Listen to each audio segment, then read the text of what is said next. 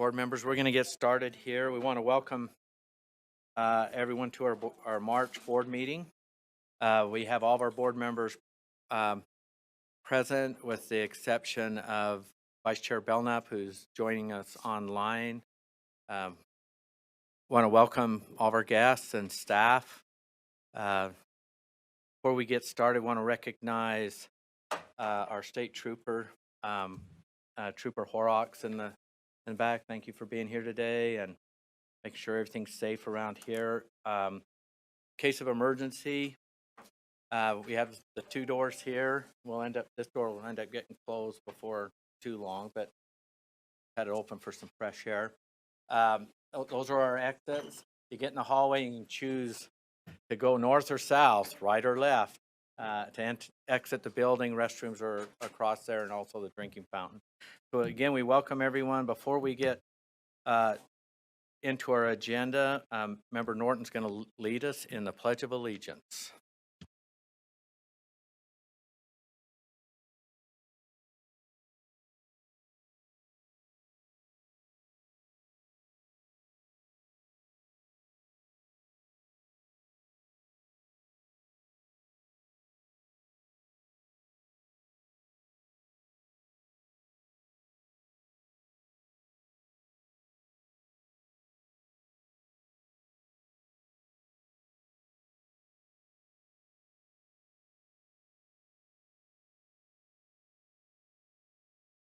Sorry, my mic's, I gotta get used to this mic again.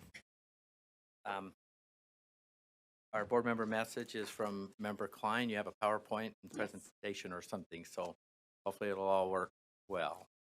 I'm yours. All right. Well, good morning, board members. I'm glad to be back here. It feels like it's been a while with the legislative session and everything that's happened since we met last time. So I just want to start out with this well-known Shaker hymn. The beginning words that say, "'Tis the gift to be simple, 'tis the gift to be free." Human nature tends towards complexity, but wisdom is found in simplicity. The Constitution is simple. The 10 Commandments are simple. The Golden Rule is simple. The more complexity we add to our systems and institutions, the more controls are necessarily imposed on the people. The more controls placed on the people, the more personal choice, creativity, and motivation are stifled. Civil unrest increases and mental health declines. The answer to societal problems is not adding to the growing complexities, but rather returning to simplicity. Nowhere is this more true than in our public education system. If we want children to love learning, to be happy, productive, and self-motivated, we must simplify our educational system and return to what I will refer to as the simple art of learning. What does this look like? Well, here is a picture. If you were to ask many parents and much of the public, this picture would likely represent how they think education works here in Utah. With kids at the center and everything else, teachers, administrators, supports, curriculum surrounding them to help their learning. In this picture, the kids are the reason for everything that happens in the education system. Here is another picture. Something I've learned during this last year on the board after reading thousands of documents related to board business and after participating in many, many meetings is that this picture is a more realistic representation of how education is done in Utah. In this picture, we are seeing layer upon layer of infrastructure, corporate priorities, data extraction and tracking, national and global strategies, big money contracts, and social agendas. All of it is part of the educational landscape in our local schools, and much of it is the product of good intentions. This is where the kids fit into this picture. Can you see them? When I got elected to the board, I had a list of 12 questions that I promised my constituents that I would ask before voting on educational issues. A few of those were, who is asking for this? Does this promote local control or central planning? Does it support a local parent-oriented education model or a more centralized model? What are the unintended consequences for families? What adverse impact could the proposed standards, assessments, resources, policies, etc., have on individuals and families now and in the future? As board members, we must always remember that the interests of business, government, or any other groups are secondary to the rights of parents who are the primary customer and consumer of educational services for their children. This graphic here demonstrates how every year funding goes up. We are spending more money than ever on public education, almost $7 billion in 2021 alone. We are hiring more experts and dedicating more funds to professional training than ever before. But somehow, all this money, this expertise, all this data collected, all the outside third-party involvement, all the outsourced strategies and initiatives, they all miss the mark. Academic performance for our kids in math, language arts, and science has been trending downward all across all demographics well before COVID hit, as you'll notice. I don't want to reduce our kids to mere data points. I want to make it clear that these graphs are only part of the bigger, more concerning picture. Ultimately, we are overcomplicating and micromanaging the joy out of what for centuries has been considered a natural, intuitive, and continuous process for all human beings, the art of learning. I don't know if you can see this. It's a paint by number of Mona Lisa. Paint by number efforts in education, such as these listed here, can never create a truly authentic picture of a student's potential. Instead, they break down the multidimensional aspects of a child into smaller, flat units of data in an effort to control outcomes. Personality, character, imagination, none of these things can ever be truly quantified or measured. We can't personalize, customize, and standardize all at the same time. It's just not possible. Individualized learning is not a science, it is an art.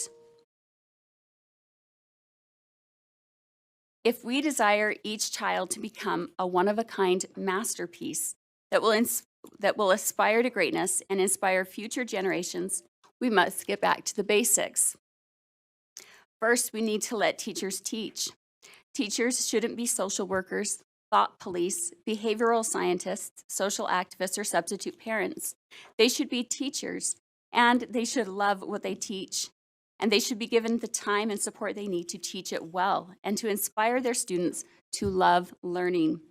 We have many teachers in our state that do this and do it well, but the teachers need more help with this.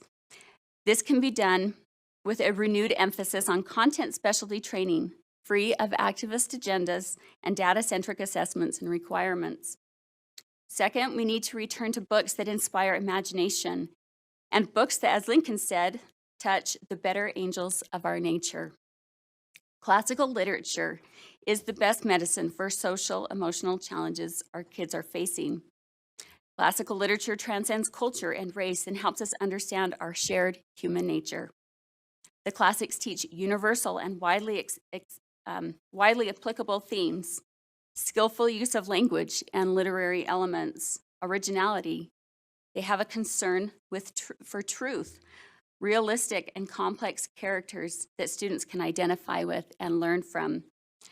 They teach the power to endure and the ability to overcome adversity. They teach human nature, the good and the bad, and principles and values that have stood the test of time. Third, we must unplug our kids from screens and reconnect them with people. All of us know the research and what it says about screen time, how it creates discipline issues, anxiety and depression, etc. Digital literacy is impairing actual literacy. We can improve student mental health naturally by returning to direct teacher-to-student instruction instead of increasingly immersing kids in computer-based learning. Fourth, we must look at kids as individuals and not as data points, not as collective identity groups. The USBE can re-examine all of its data collection contracts with third parties, restrict the use of P through 20 longitudinal studies, and shift to models of instruction that respect student privacy. Fifth, our schools need to scale back programs and personnel that are being used to take over the roles that rightly belong to parents and families. Kim Cameron, founder of ICP, said one of the greatest blessings of attachment to parents is that it creates a secure base for the child. Why does he need a base? So he can stretch beyond his boundaries to explore his world. It gives him courage. Simplicity is a work of art. Simplicity brings joy. As board members, as we appeal to the better angels of our own natures, we will be better equipped to help our kids rediscover the natural joy and art of learning. Simplicity is good for teachers.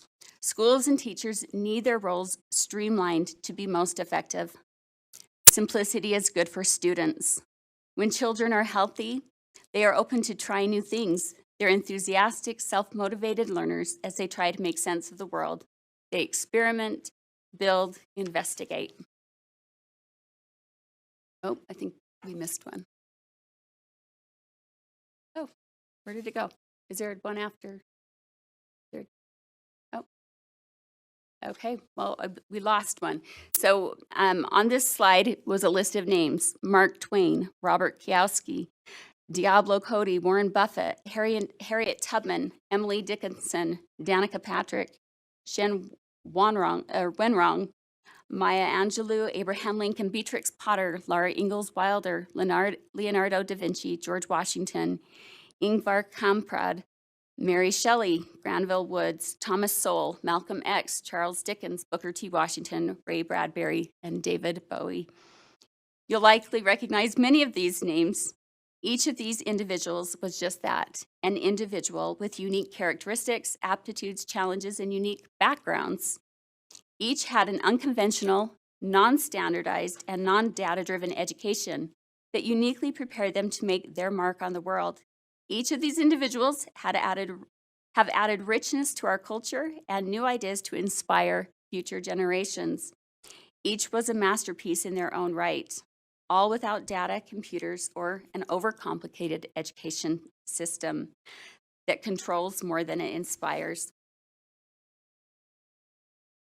There is great wisdom in simplicity. Education and the educational system need not and should not be overly complicated or burdensome for families or educators.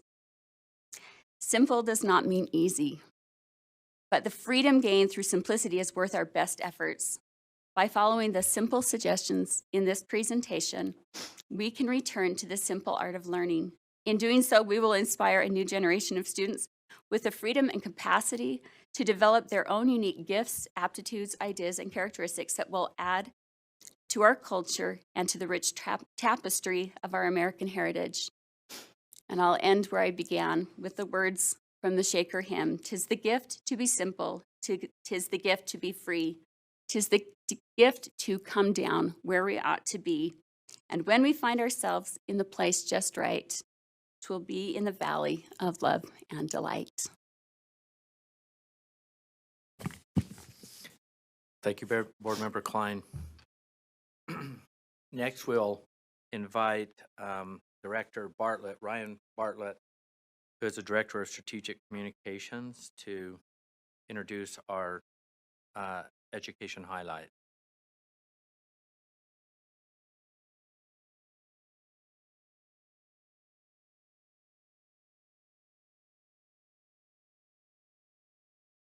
Will that mic up there work? Try that other mic, if you would, please. Sorry.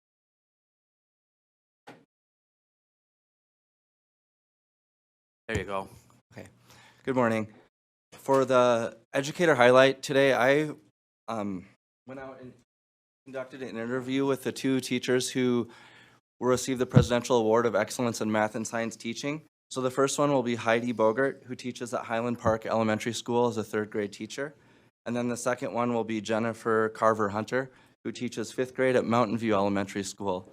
And I also they also had their students involved in this project, so you'll meet some of them as well.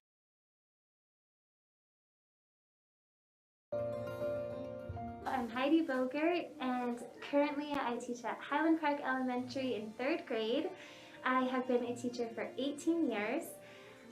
I spent my first 10 years at North Star Elementary, and I've been at Highland Park for the last 8. I've wanted to be a teacher ever since my first day in kindergarten. I just fell in love with the classroom, and ever since then, I wanted to be a teacher. She is really good at teaching math, and she is really nice. Speaking stuff out good, and so we can understand it, what good, and help us when we don't get it or something like that. I've been teaching 3rd grade for a really long time, more than 10 years. And my husband will always say to me, Heidi, you taught this last year. Why are you spending so much time? But I feel like each time I teach, I really like to make it better than it was the year before. And it really comes down to what my students know. So my process includes my background knowledge of the past times I've taught, and then also thinking about my students and looking at their work and figuring out how I can help them with what they missed, and how I can pair them together so they can have cooperative learning, and then also trying out new engagement strategies, because I really love using those in my classroom. So just building on what I have based on my past experience and new things I want to try. What's the most fun thing that you've done in class this year? Probably the math museum and language arts. What do you do in language arts? What did you learn about? Language arts, I read and do fun games. What do you love about teaching?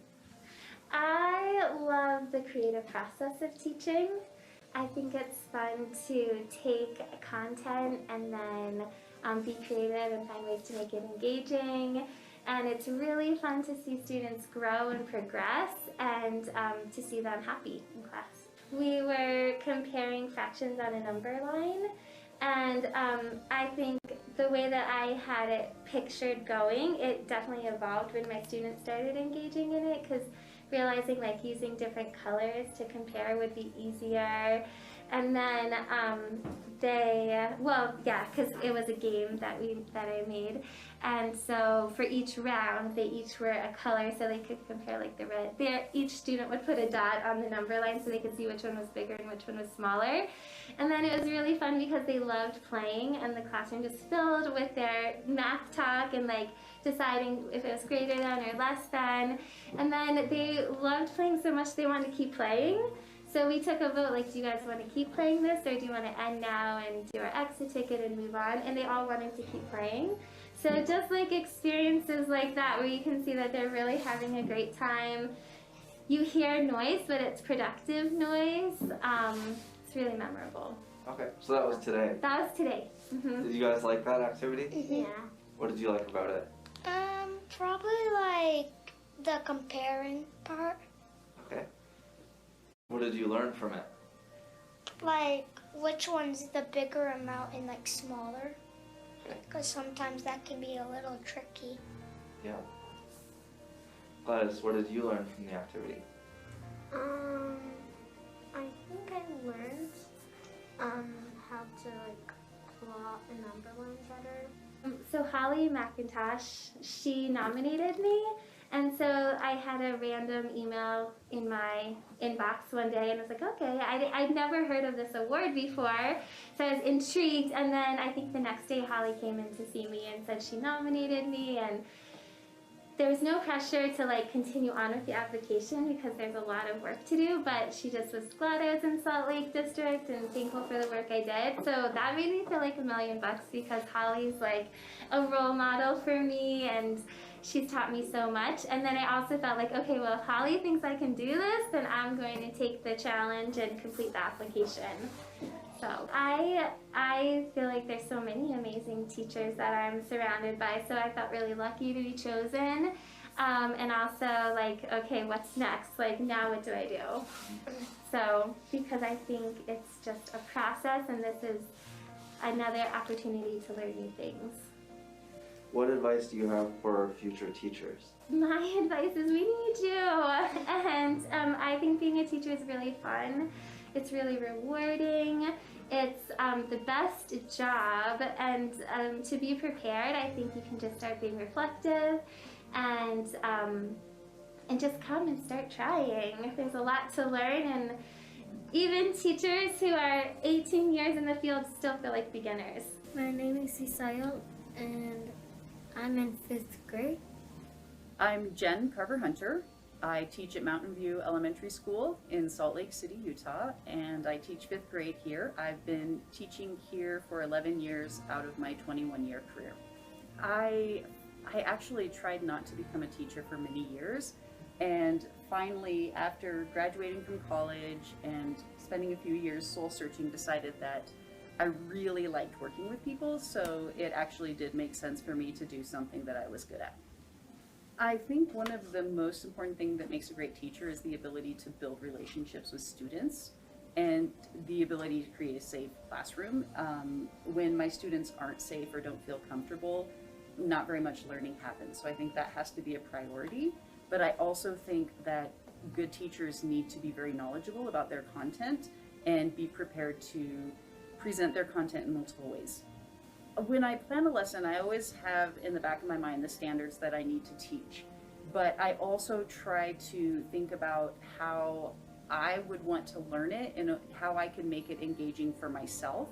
And from there, then I try to figure out how I can bring student interest into whatever it is I'm teaching, make it interesting for them, as well as go directly towards the standard while integrating literacy as much as possible. Isael, I have a question for you again. What do you like most about being in this class? The way that we can do science experiments. Like, we found out that if you use a dough penny that has rust on it and you put salt and vinegar on it, then it makes it back to shiny again. And like, we also get to maybe make stuff and do stuff with them. One of my most memorable moments from teaching, just as a reminder of how much more I get from my students than they get from me. We had a situation in my family where our car was broken into and my young son's pillow pet was stolen. And one of my students who had been saving money for a dress from a refugee family, she went and bought him a new pillow pet. Rather than buying herself a dress she'd been saving money for months to buy. And I realized at that point that the community here is so tight, so powerful, and I will never give back as much as they give me. I think right now teachers are exhausted. We, just like everyone, are working through this pandemic that has stretched us to the end of our resources. And right now, the public sentiment on teachers is not quite as positive as it was when we first went into the COVID remote learning a few years ago. And I think that is really, really beating down teachers right now. When I found out that I represented Utah as one of the finalists for Utah, that was one of my proudest moments for sure, but it doesn't even compare to being the science finalist for Utah. That's absolutely, words cannot describe what an amazing feeling that is. I hope that I see myself here in 5 years. I hope to be here in 5 years so that I can see students like Isael come back and let me know how high school is going for them. But definitely somewhere working with students. How would you say Miss Jen has helped you become a better student? I think by telling me, like, she'll let me know, like, every day I would at least have a question for her, and she'll at least like try to find out, and if she won't know, then she'll probably try to do other stuff to get it, or she'll just try to remind herself what it was, or try her best to remember. And then I think ever since she's been doing that, I've technically been doing the same thing, trying to remind myself that I can do it and never give up.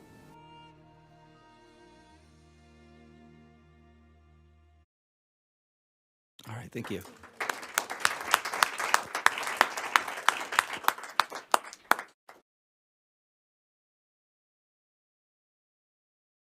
Thank you, Director Bartlett. Good presentation and very well done. Thank you.